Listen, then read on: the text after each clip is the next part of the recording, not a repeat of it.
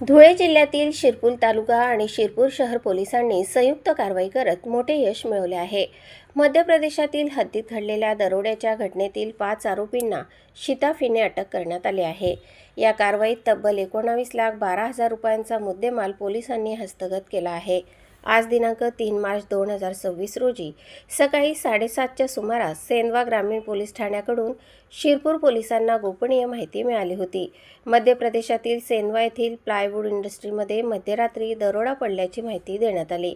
या दरोड्यात आरोपींनी कंपनी अधिकाऱ्यांना व कामगारांना मारहाण करत रोख रक्कम, मोबाईल फोन आणि वाहन चोरून नेले होते। दरोडेखोर लाल रंगाच्या मारुती स्विफ्ट कारमधून शिरपूरच्या दिशेने येत असल्याची माहिती पोलिसांना मिळाली। त्यानुसार शिरपूर तालुका व शहर शिरपूर पोलिसांनी नाकाबंदी राबवली। बावडी टी पॉइंट व शिरपूर टोलनाका परिसरात संशयित वाहन दिसताच पोलिसांनी पाठलाग सुरू केला। पोलिसांची नाकाबंदी पाहताच आरोपींनी भरधाव वेगाने वाहन पळवण्याचा प्रयत्न केला। गुजराती कॉम्प्लेक्स, अमोधे, शिरपूर फाटा, चोपडा फाटा मार्गे आरोपी फरार झाले। मात्र पोलिसांच्या सततच्या पाठलागामुळे आरोपींचे वाहन साकोडे गावाजवळ तापी नदी किनारी जाऊन थांबले।